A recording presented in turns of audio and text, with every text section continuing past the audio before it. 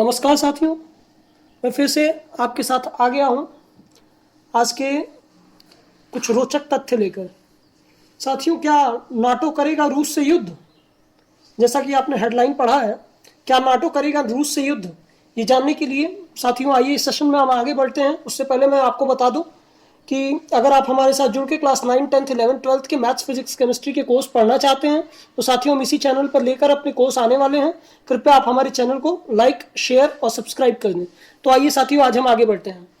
साथियों, जैसा कि आप जानते हैं कि रशिया और यूक्रेन में युद्ध हो रहा है और यूक्रेन ने यूरोपियन मेंबरशिप के लिए अप्लाई कर दिया है। वहीं बगल में अगर हम देखें तो टर्की वहां पर नाटो सदस्य है। तो मतलब अगर टर्की पर हमला या फिर टर्की का कोई भी नुकसान और भी वहां पर नाटो सदस्य के जो देश हैं उन पर कोई भी नुकसान नाटो का नुकसान माना जाएगा, जो कि रशिया कभी करने वाला नहीं है। ठीक, उसको भी थोड़ा डर है अंदर कि हाँ, नाटो अगर आएगा तो मेरा नुकसान ज्यादा होगा। ठीक है साथियों, तो वो ऐसा करने वाला तो नहीं है, लेकिन दो आर्टिकल हैं नाटो के कॉन्स्टिट्यूशन में। जैसे अपना कॉन्स्टिट्यूशन है, जैसे अपना संविधान है जिसमें हैं, उसमें वैसे नाटो का भी अपना एक संविधान है। इसमें बहुत सारे डिफरेंट आर्टिकल्स हैं। तो उनमें दो आर्टिकल्स ऐसे हैं जो अपने मेंबर्स की सुरक्षा के लिए बनाए गए हैं। तो दोस्तों, पहला है आर्टिकल 4, जिस पर हमको बहुत ज्यादा ध्यान नहीं देना है। आर्टिकल 4 यही है कि यदि किसी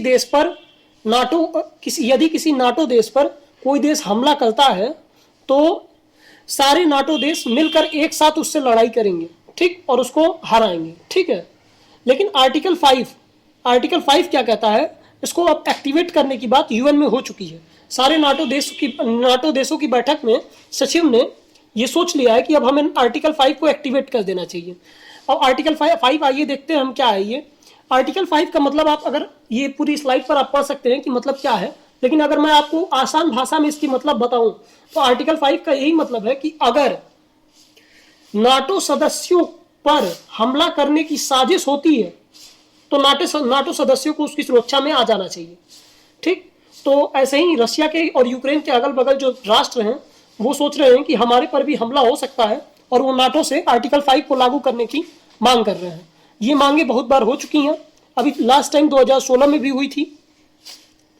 दोस्तों, जो कुछ देश जो यूरोपियन यूनियन में हैं और डरे हुए हैं, उनका नाम है Bulgaria, Estonia, Lithuania, Poland, Romania, चेक रिपब्लिक, स्लोवाकिया। ठीक, नाटो गारंटी करता है उनकी डिफेंस के लिए। ठीक है, इसको लास्ट टाइम फरवरी 2020 में टर्की के बचाव के लिए किया गया था, एक्टिव किया गया था। फिर से हो सके तो ये सुर्खियों में है और एक बार और एक्टिव हो जाए। आप ये हमारी स्लाइड पर पूरा आर्टिकल 5 के बारे में पढ़ सकते हैं, जो कि 1949 में लाया गया था।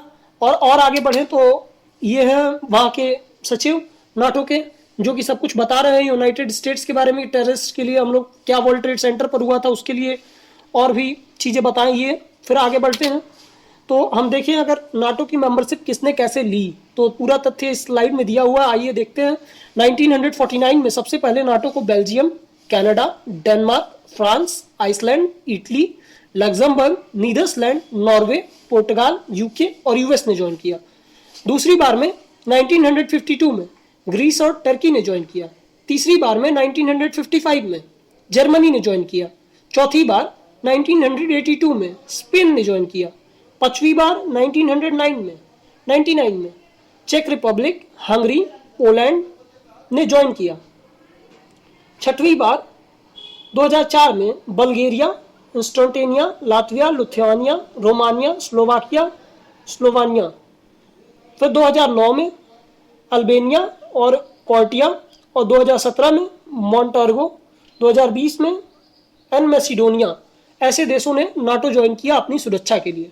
अब ये भी यूक्रेन भी चला था नाटो ज्वाइन करने, लेकिन रशिया को भाई बात रास नहीं है कि हमारा पड़ोसी जाके नाटो में मिल जाए, तो अब उसके नतीजे भुगत रहा है। ठीक, तो आइए हम चलते हैं दोस्तों। अब इस सेशन में बस इतना ही। इसी के साथ हम अपना सेशन समाप्त करते हैं। अगर आप हमारे साथ जुड़कर पढ़ना चाहते हैं तो प्लीज़ इस चैनल को लाइक, शेयर और सब्सक्राइब कर दें और प्लीज़ बेल आइकन दबाना एकदम ना भूलें। Thank you everyone.